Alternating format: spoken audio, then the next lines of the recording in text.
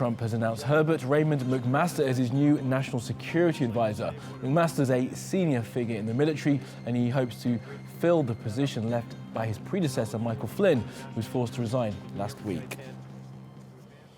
Well, for more on that news, we can speak to Peter Mathews. He's a political science professor at Los Angeles' Cypress College. Peter Mathews, always good to speak to you. So what do you make of McMaster's choice for National Security Advisor? I think it's an excellent choice. He's got the credential. He's 54 years old. He's got a graduate from West Point, top college at Army College, and also a PhD in military strategy from the University of North Carolina. And he's also been combat ready. He's combat tested. He was in the first Persian Gulf War and the war in Iraq. One thing about him, though, he emphasized when he was in Iraq that there shouldn't just be combat tactics developed and used. It should also include economic development and local partnership with leaders, local leaders. Bring them into the whole coalition to rebuild the country. And he helped to turn the war around when it was looking like the United States would lose. His counterinsurgency efforts actually paid off a little bit for a while anyway. So I think this man is going to be a good person. He's not an insider, though. He may not know how to negotiate or navigate all the intricacies of Washington, D.C.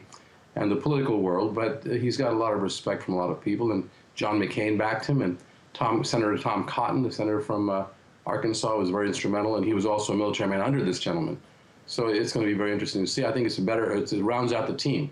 Him, General Kelly, and also General Kellogg, those folks are going to be really good. And General Mattis, the defense secretary.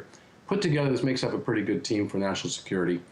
Now, the question also is whether or not they'll be able to run this show, or will people like Steve Bannon be more in charge of this policy making, which will be very interesting to see what happens there. That's, of course, the question, isn't it? How much these decorated generals, these guys with all this experience, will be able to actually dictate policy, or how much Donald Trump will go on his own heart and gut, as he likes to, or listen to people like Bannon and Miller. Yes, that's the big $64 million question. It can make a big difference in whether or not this will be a successful administration in national security or not. And things are up in the air right now, as you can see. Things have been kind of erratic for a while, so we'll have to see how it goes in terms of the balance of power within the National Security Council itself. It's a very important body. It's the top body in the U.S. government to make sure the U.S. is secure and safe.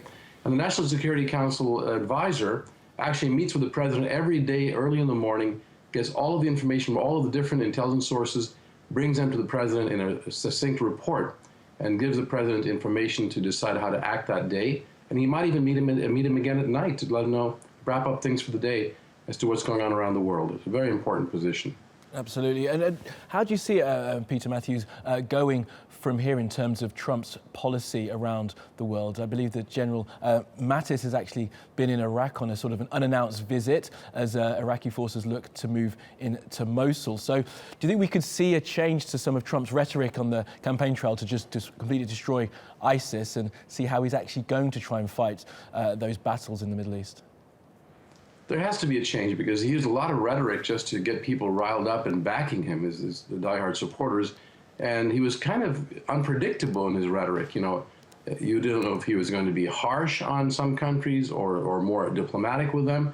And he's made comments like the one on Sweden, for example, saying there was a big action, and he was implying a terrorist act in Sweden, which never even occurred. So he's going to have to really rein in his rhetoric and come and be more disciplined and listen to these advisors, you know, and let them work with them as a team. So hopefully things will settle down in foreign policy and security policy. It's a very important part of the United States government and what it does, because in foreign policy and security policy, one miscalculation, one error or miscalculation in decision-making can end up a disaster, a disastrous war, and ultimately in a terrible nuclear war, possibly. So it's different than domestic policy making. In domestic policy making, the president can make an error or two, and then ask Congress to reverse their stand and maybe lower taxes. If taxes didn't work going up, you can ask them to lower it, and millions haven't died. But in foreign policy and security policy, an erroneous decision can be a disaster. Absolutely. Peter Mathews, stakes are very high. Peter Mathews, thank you for now.